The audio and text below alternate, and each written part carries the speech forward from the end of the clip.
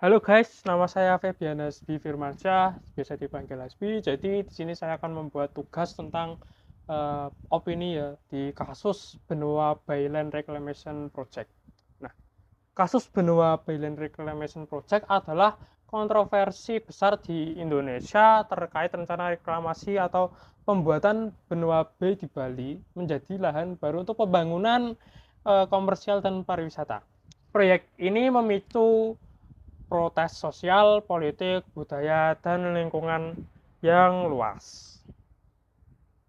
Nah, proyek reklamasi benua B adalah inisiatif untuk menimbun bagian teluk benua seluas ratusan hektar dengan tujuan mengubahnya menjadi daratan baru yang kemudian akan dikembangkan menjadi pulau-pulau buatan, resort mewah, hotel, mall, tempat hiburan, pusat wisata, dan fasilitas komersial lainnya.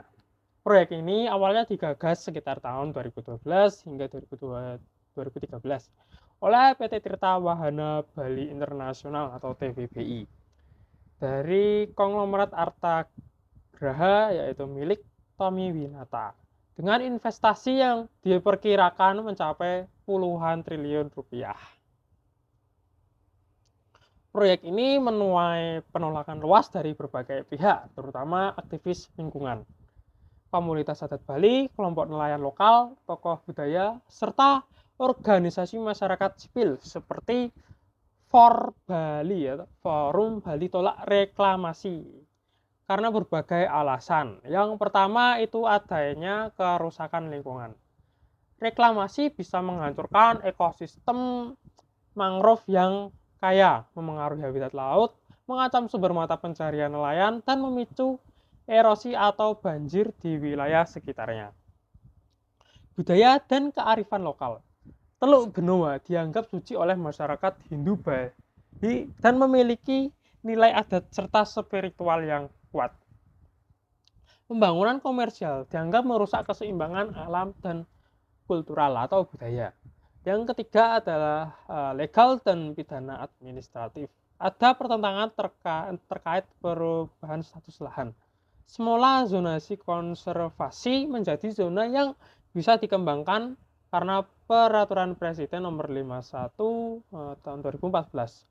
Para penolak menilai perubahan itu memberi jalan bagi pembangunan yang merugikan masyarakat semesta. Yang keempat adalah protes publik besar-besaran. Ribuan warga Bali dan pendukung dari seluruh Indonesia menggelar aksi protes sejak 2013 menuntut penghentian proyek dan pencabutan izin yang dikeluarkan. Perkembangan dalam kasus ini adalah izin utama proyek berakhir pada tahun 2018 setelah TWBI gagal memperpanjang izin lokasi dan mendapatkan AMDAL atau analisis dampak lingkungan dan proyek sempat terhenti.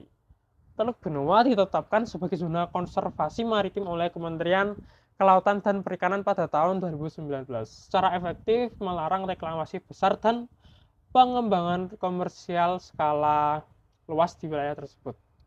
Dan juga pemerintah pusat pernah meminta maaf kepada masyarakat dan mengatakan akan menghentikan proyek karena kerusakan lingkungan yang telah terjadi. Nah, secara garis besar itu kasus Benua Baylen Reclamation Project adalah konflik antara kepentingan pembangunan ekonomi dan perlindungan lingkungan dan budaya lokal, di mana masyarakat adat dan kelompok sipil itu berhasil menghambat proyek reklamasi besar yang dianggap merusak dan tidak berkelanjutan.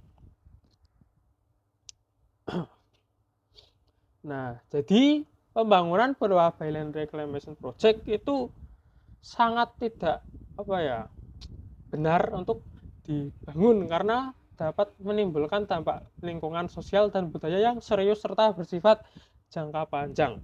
Proyek reklamasi ini menonjolkan kepentingan ekonomi dan investasi dibanding dengan prinsip pembangunan berkelanjutan yang seharusnya menjadi dasar dalam pengelolaan wilayah pesisir.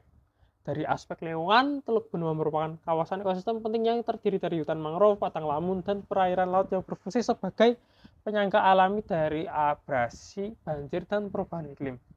Reklamasi berisiko merusak keseimbangan ekosistem tersebut, mengganggu keanekaragaman hayati, serta menurunkan kualitas perairan.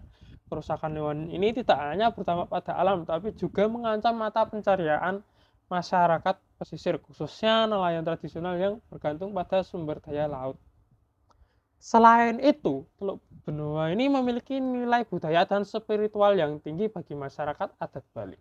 Kawasan ini terkait erat dengan konsep Trihita Trihita karena yaitu kehormatan antara manusia, alam, dan Tuhan.